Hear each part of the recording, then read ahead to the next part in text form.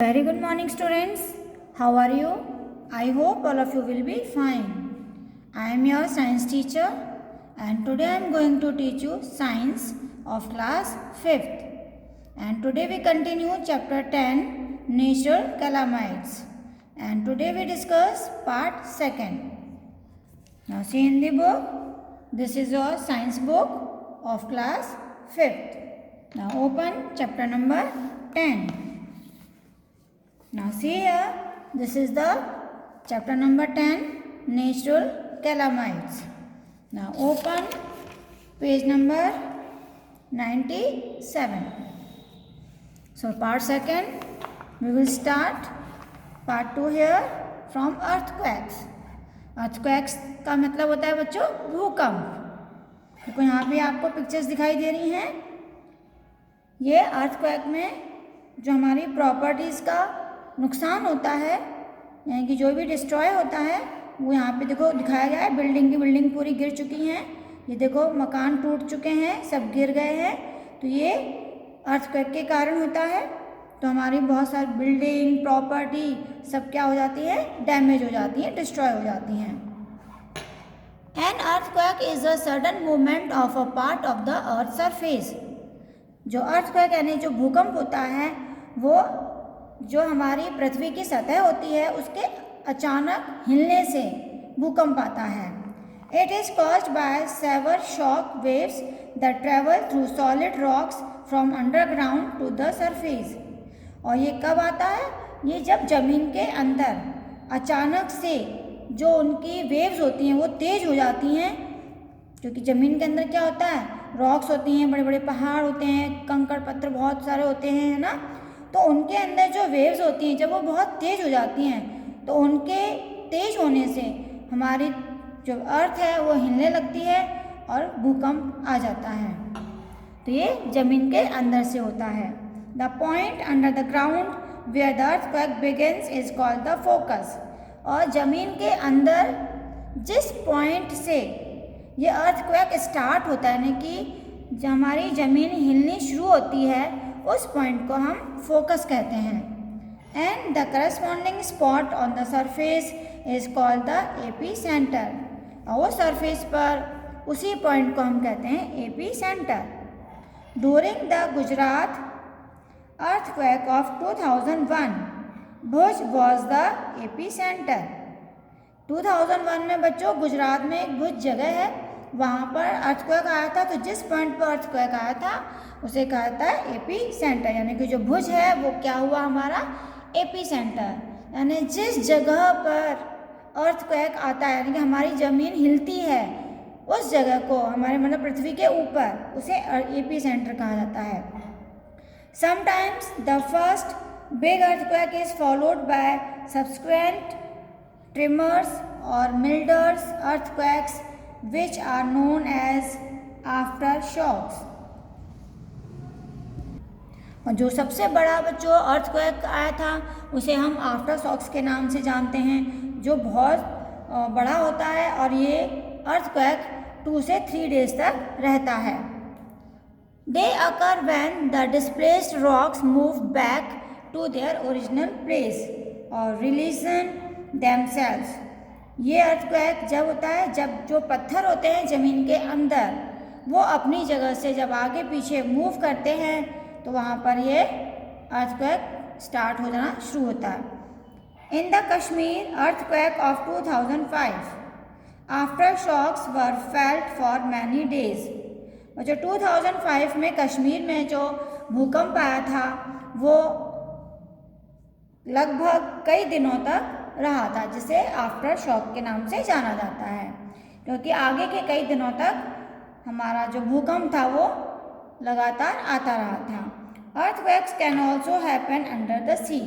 और ये जो अर्थक्वेक है यानी कि भूकंप ये ज़मीन के साथ साथ बच्चों समुद्र के अंदर भी आता है। Measurement of an earthquake. हम अर्थक्वेक को किस तरह से मेज़र कर सकते हैं? बच्चों ये पिक्चर आपको दिखाई दे रही है, ये है सिस्मोग्राफ की। तो इसकी हेल्प से हम अर्थक्वेक को मेज़र करते हैं। The intensity direction and duration of an earthquake is measured by an instrument. कि अर्थक्वेक की इंटेंसिटी, डायरेक्शन और ड्यूरेशन, यानी वो किस दिशा में है, कितने समय तक है और कितनी तेज़ी से भूकंप आ रहा है, उसको मेज़र करने के लिए एक यंत्र होता है जिसे हम इंस्ट्रूमेंट कहते हैं और उसका नाम है सिस्मोग्राफ। ठीक है, यानी कि सिस्मोग्राफ एक ऐसा यंत्र है जिससे हम भूकंप की स्पीड, दिशा और उसका समय मेज़र कर सकते हैं। Richter scale is use for measuring earthquake.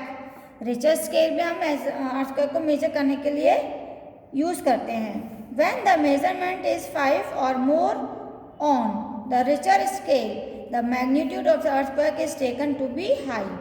जब हम रिचर स्केल से अर्थक्वेक को मेज़र करते हैं तो उसका मेजरमेंट अगर 5 या 5 से ज़्यादा आता है तो वो अर्थक्वेक बहुत ही भयानक होता है, इसे कहते हैं हम वेरी हाई, यानी बहुत तेज़ी से आता है। इफेक्ट्स ऑफ एन अर्थक्वेक के क्या असर होते हैं, यानी कि जब भूकंप आता है तो उसका असर किन किन पर पड़ता है। First is an earthquake specially a strong one. देखो, यानी जो भूकंप है वो अपने आप में एक बहुत मजबूत है, बहुत स्ट्रॉन्ग है। Always cause destruction of properties. भूकंप से हमेशा हमारी प्रॉपर्टी का नुकसान होता है, यानी कि हमारी जो भी प्रॉपर्टी होती है वो नष्ट हो जाती है। बिल्डिंग में डेवलप क्रैक्स और इवन फॉल डाउन। और जो बड़ी बड़ी बिल्डिंग होती हैं उनके बीच में दरार आ जाती है और वो दरार आने से कभी कभी वो जब बहुत ज़्यादा ऊंची बिल्डिंग होती हैं तो वो नीचे गिर भी जाती हैं। Roads and bridges get damage. जितने भी रोड होते हैं और जो पुल होते हैं वो भी डैमेज हो जाते हैं, यानी कि टूट जाते हैं। जब हमारी ज़मीन हिलती है, पृथ्वी हिलती है, यानी भूकंप आता है, तो इन सब चीज़ें भी नष्ट हो जाती हैं। Trees get uprooted. जो पेड़ होते हैं वो जड़ से उखड़ जाते हैं। Many lose their lives too. और बहुत सारे इंसान, जीव जंतु, जानवर, ये सभी अपना जीवन खो देते हैं, यानी कि इनकी डेथ हो जाती है, मर जाते हैं।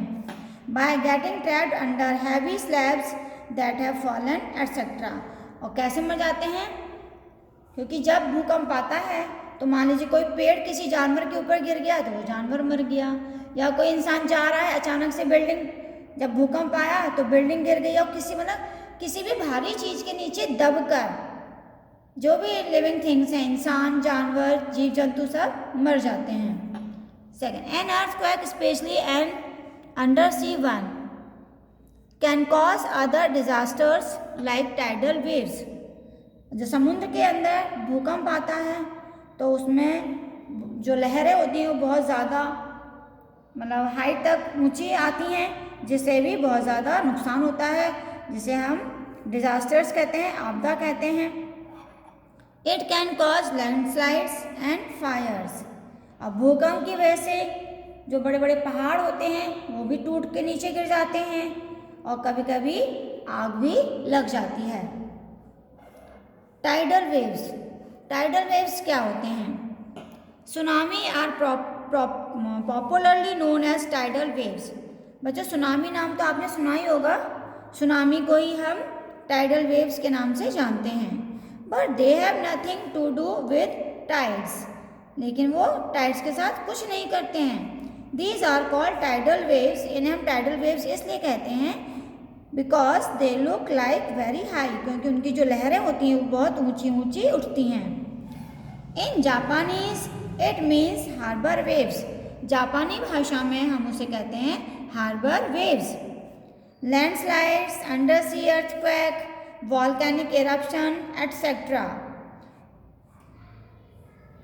जितने भी हमारे लैंडस्लाइड यानी जैसे पहाड़ ढल जाते हैं, ऊपर से नीचे गिर जाते हैं, समुद्र के अंदर भूकंप आता है, वॉल्केनो फटते हैं, ये सभी इसी में आते हैं। कॉज टाइडल वेव्स और tsunami. Large amount of water moves at a great speed in tidal waves. Tidal waves या सुनामी हम उसे कहते हैं जब समुद्र के अंदर जो लहरें होती हैं वो बहुत तेज स्पीड में मूव करती, तेज स्पीड में बहती हुई आती हैं और उनकी हाइट भी बहुत ज़्यादा बढ़ जाती है। The speed of water may reach up to 800 kilometre per hour. और जब टाइडल वेव्स आती हैं बच्चों, यानी कि सुनामी आती है, तो पानी की जो स्पीड होती है वो लगभग 800 किलोमीटर पर आवर, यानी कि 1 घंटे में वो 800 किलोमीटर की स्पीड से बहती हैं। When water reaches the land with such a great speed, it turns into gigantic waves। और जब यही वाटर जमीन तक इतनी स्पीड के साथ आता है तो ये gigantic waves में चेंज हो जाता है। And these waves cause great destruction to life and property। और ये जो बड़ी बड़ी लहरें होती हैं ये समुद्र से बाहर आ जाती हैं और ये इनकी वजह से जो प्रॉपर्टीज़ होती है या जो इंसानों की जान होती है ये सब डिस्ट्रॉय हो जाती है, लोग मर जाते हैं, प्रॉपर्टी नष्ट हो जाती है। जिस देखो यहाँ पे ये सुनामी के कारण जब पानी बाहर निकल आता है तो सारे मकान के मकान बह जाते हैं, सभी देखो सामान सब बहता हुआ जा रहा है, लोग मर जाते हैं इसमें डूबकर, सारी प्रॉपर्टी बेकार हो जाती है, नष्ट हो जाती है, डिस्ट्रॉय हो जाती है। The tsunami was caused in 2004, the tsunami was caused by an earthquake in the Indian Ocean। 2004 में हमारा जो इंडियन ओशन है उसमें इस तरह का जो है सुनामी के कारण अर्थक्वेक आया था।